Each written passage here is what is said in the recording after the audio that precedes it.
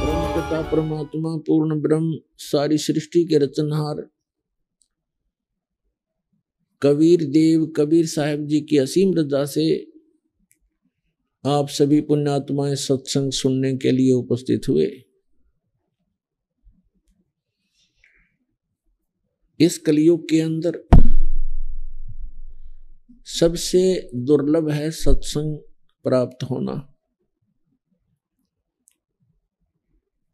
आप जी के ऊपर परमात्मा ने ये विशेष रजा बख्शी है। आप कितनी पुण्यात्माएं हैं कि आपको सत्संग उपलब्ध हुआ। सत्संग का अर्थ होता है सत्य, तत्व ज्ञान, सत्य ज्ञान, आध्यात्मिक ज्ञान का जहां प्रचार होता हो उसको सत्संग कहते हैं।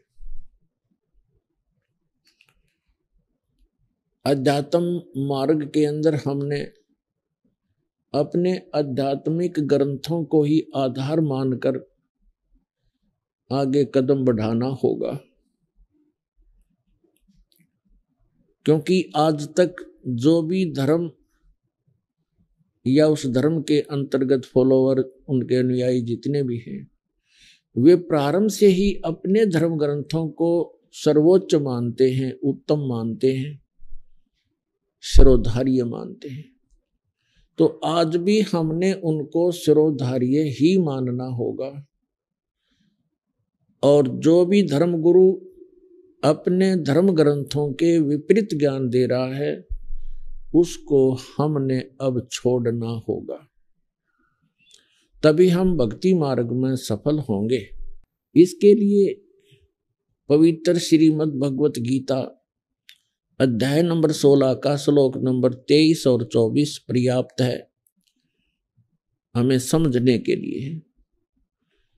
उसमें विवरण है कि शास्त्र विधि को त्याग कर जो मनमाना आचरण करते हैं उनको न तो सुख की प्राप्ति हो सकती, न उनको कोई सिद्धि प्राप्त होती, और न ही उनकी परम गति होती है। तो पुण्यात्माओं, आध्यात्मिक क्रियाएं जो हम करते हैं इन तीन वस्तुओं की प्राप्ति के लिए ही करते हैं कि अपने जीवन में हम सुखी रहें, हमारी कार्य सिद्ध हो और फिर परम गति हो।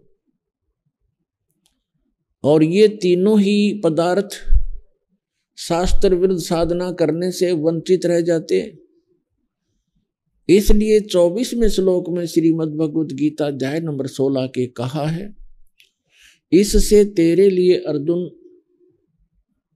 कर्तव्य और अकर्तव्य की व्यवस्था में, यानी कौन से धार्मिक अनुष्ठान क्रियाएं मंत्र जाप करने चाहिए और कौन से ना करने चाहिए, उसके लिए अपने सदग्रंथों को ही आधार मानना।